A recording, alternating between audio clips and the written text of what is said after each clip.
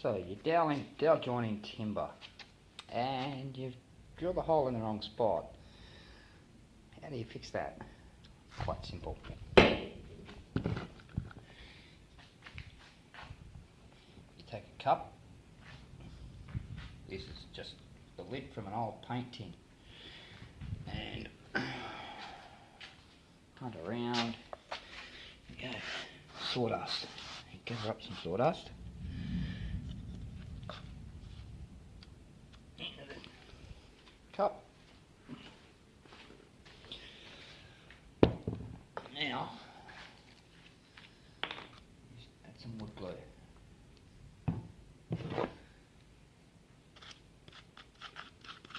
Mix it up.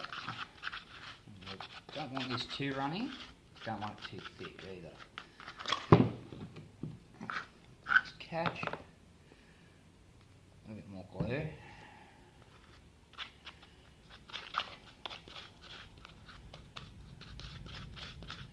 Mix it up. That's a nice consistency. It's not running, but it's not dry. And then just take some on a chisel.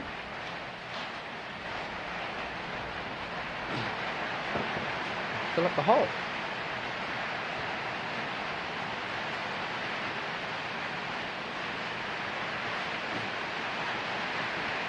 How do you know then the hole's full? Okay, we've got some rain starting outside, so excuse the noise, I'll talk a bit louder. Take the dowel that you drilled it for, push that filler down into the hole. Definitely full. Let's try another dowel. That's almost full.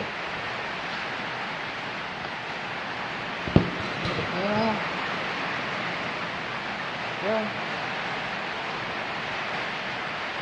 Into the hole.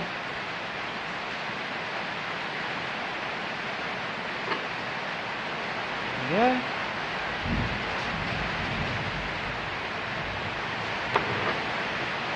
Leave that to dry overnight. Should be right to re-drill tomorrow. Okay, so you've filled the holes, but now how do you know where to drill the correct place for the hole? I'll show you how. There's a few different methods I'll show you. First, you can either use a bit of round stock, the same size as the hole, and it's as simple as that. You put that into the hole. Use a bit of tape.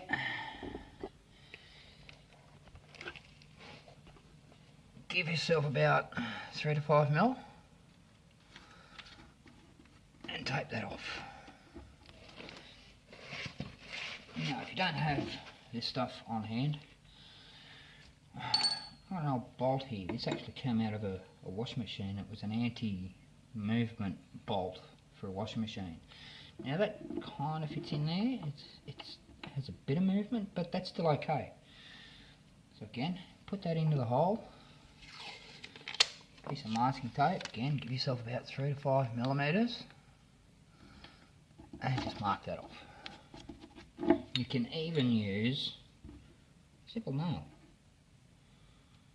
Okay. Now put the tip in because you're going to be cutting this end off. So you put the tip in. And you can see exactly how much movement's there. That's not a good thing, but I'll show you how to sort that. Again, give yourself about 3 to 5 mil of extra length beyond the hole. Take that off. And now, whichever material you've used, go and cut that off.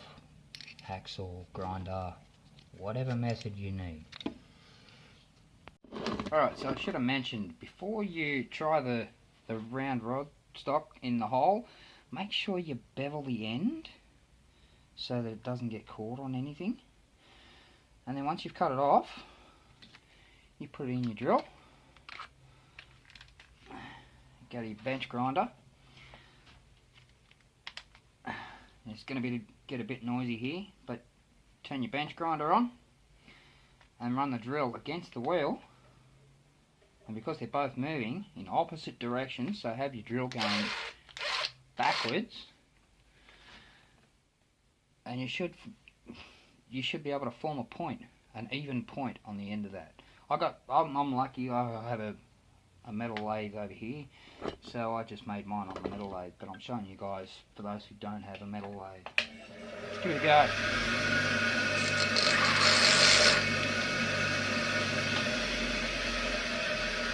Okay, no, don't have your drill in reverse because it's going the wrong way.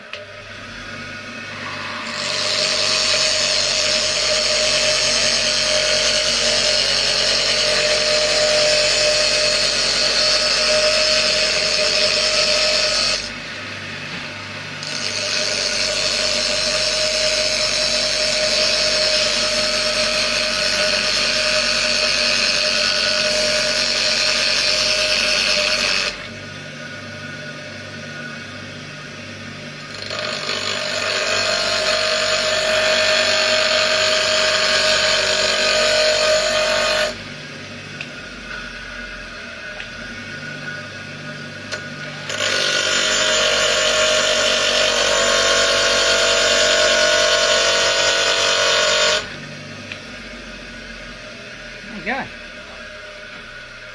Nice point.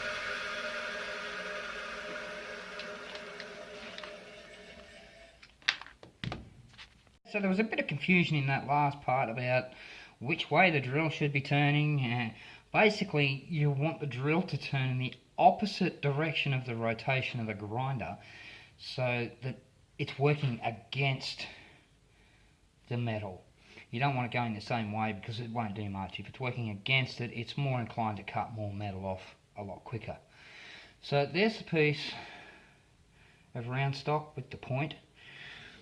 And we already know that fits rather snugly in that hole, and that is actually a little bit too long. There's a little bit too much stick out there, so I might end up taking a few millimetres off the back end of that so that it's a bit shorter. And you still want something to grab onto so you can pull it out when you're done with it, but you don't want it too far out that it's going to give you a false reading. So that's the round stock. Now, the bolt, or the screw. It already has this point on it, so that's a good thing. And it's central, but as we discussed earlier, that's a little bit loose. That's not too bad.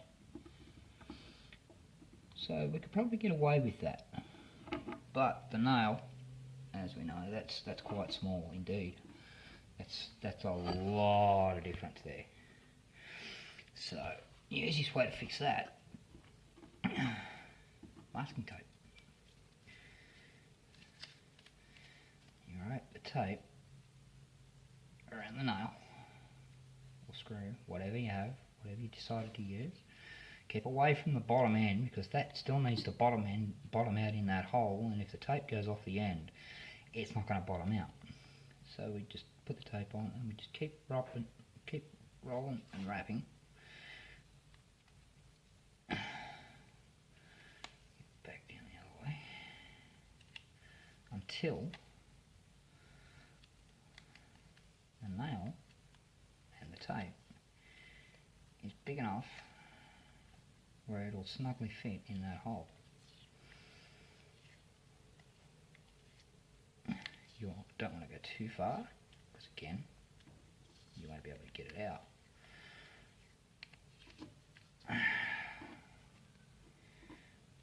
More yet.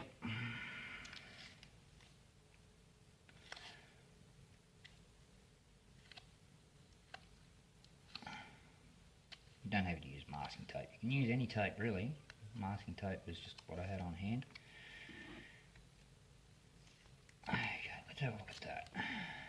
Alright. Oh, I could probably do it a little bit more.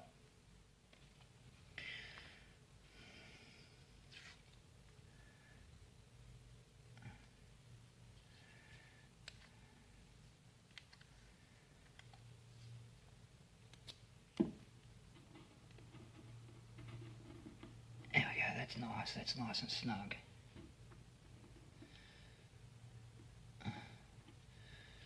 So now you have points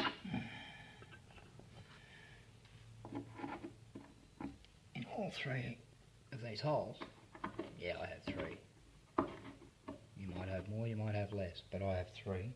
So next I'll show you how they work.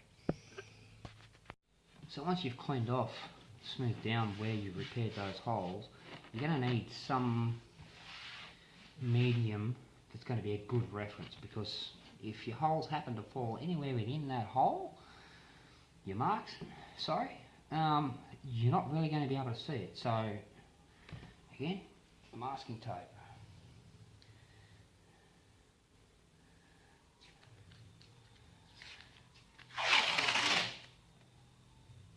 And that, no matter where the holes fall, marks fall within that, you're going to have a good reference. You're not going to be relying on, oh, is it inside, is it that mark, is it that, is it fall in the, is it a fault in the glue, or that's more reliable.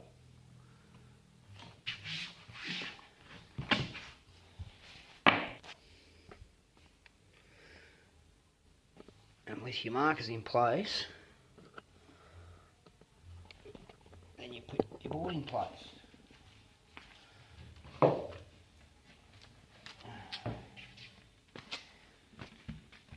These dowels at the top are in the right place.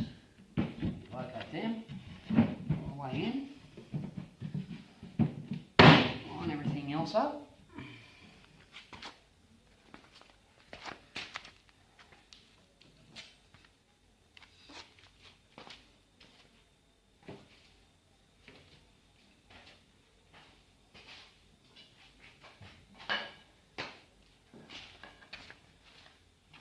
Using a bit of scrap, give them a light tap with the hammer.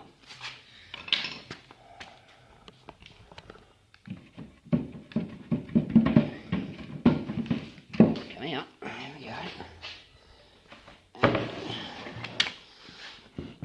And that one, see, that one messed up. But you can see that one there, there's a mark there. And that one messed up too. So it looks like I'm doing that again. So there you have your tape on your board. You have your three markers in the holes. You line up the dowels in the top, or your name reference, whichever that may be. Make sure everything's fitted and in line where it should be. And just use a bit of scrap. Hammer, give them a light tap.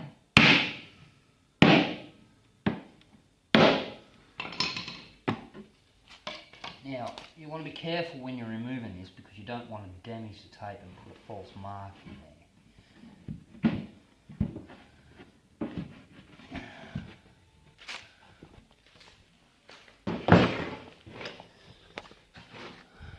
There's your marks. One, two, don't know whether you can see them properly. Let's have a look at this one. There it is. That mark just there. That's your new drilling point. You can see the first two aren't actually that far off, but they're a little bit off. That's why we had to redo them. Then you just use that as your centre mark, your centre point, and drill in your holes. And you know it's spot on. Here we are with your three holes drilled. Exactly where you put them. And straight to place. Beautiful. One last tip, if your pointer is a bit too far in where you can't get a grip on it, I'll just literally take to it with a hammer. A couple of light taps, watch it pop out.